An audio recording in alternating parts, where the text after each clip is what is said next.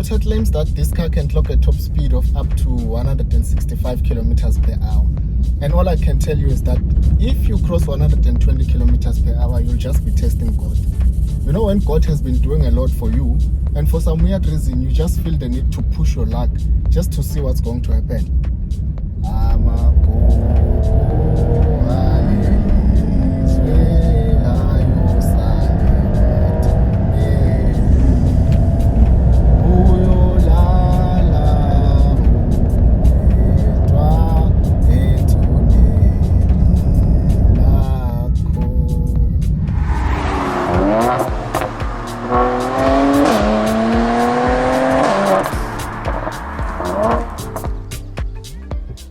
They say when buying a car, you can never go wrong with a Toyota. But the Toyota Agya is easily the worst car I've ever driven in my whole life. No, I'm lying. The worst car I've driven is this other Polo with more than 200,000 kilometers on the clock, probably a seventh hand. The clutch was messed up, I couldn't balance it properly, only the owner can drive that thing. And it was giving me some unroadworthy vibes. But it had a valid license disc, so what can we say? I've been living with this car for about 2 weeks, and today I want to share the story of living with an Agya. But before we get to that, let me first tell you what the Toyota Agya offers. In front, the Agya looks good for a budget car, I can't complain. On the side, you get some nice alloys as standard. Here Toyota is not doing that thing of putting wheel caps, and that's great. But the door handles kind of look dated. This car is so popular in the Uber business, there's a guy who thought I'm an Uber driver. I know I clown a lot, but I'm not making this up. I went to some garage in White River to get some chips. As I was leaving the shop, some guy approached me and asked how much would I charge to drive him from White River to Nelspruit. I was like, sorry brother, what? He said, no, I saw your car and thought you are an Uber driver. In my head I was like, okay, you saw the car, but now what is it about me that makes you think I'm an Uber driver? But I didn't say that out loud, I just told him I'm not an Uber driver. But he still insisted that I must drive him to Nelspruit. And I was like, hey man, this Moren, I will drive him to Nelspruit. Next thing he takes my car and chop up my body parts and put me in a Machangani bag. I said, no, forget about it. It's not going to happen, that thing, Mchan. At the back we have a huge roof spoiler and the boot space is 260 liters, which is just 5 liters bigger than a Picanto boot, and the car comes with a spare wheel. The one annoying thing is that opening the boot is quite a tedious process. You have to use the release lever inside the car or use a physical key.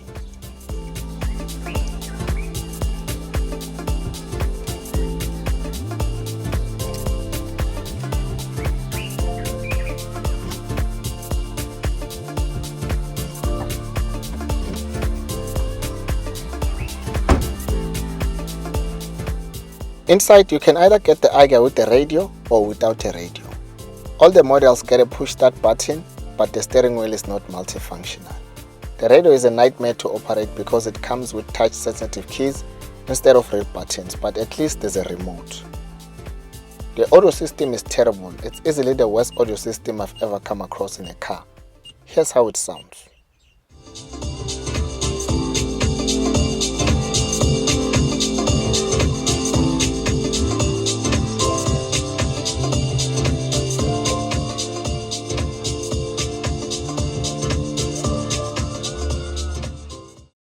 At the back, space is not a problem, but the one annoying thing is that the headrests at the back are adjustable, but the front seats have no adjustable headrests, and the seats are quite short. So here you kind of struggle with head support.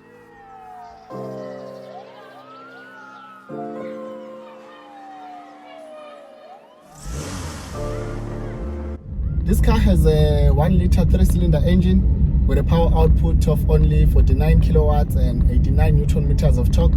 And trust me, it's ridiculously slow. Because this other day I was cruising nicely on an open road, and then I saw a Toyota Urban Cruiser in my rear view mirror.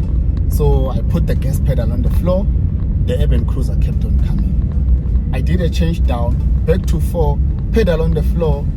The Urban Cruiser kept on coming. Change down, back to 3, pedal on the floor. The Urban Cruiser kept on coming. That's when I realized that this thing is not a car.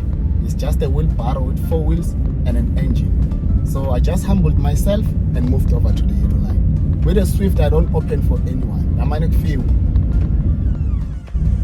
With this car, when you're on the highway cruising at 120 kilometers per hour, the revs sit at about 4,000 RPM, and the car is literally screaming at you.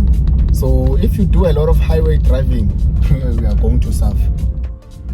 For the Toyota Agya manual variant, you pay 200,300, and for our Suzuki Swift GL, we paid 200,000 rands on the dot, brand new, and it is a far more superior car than this one.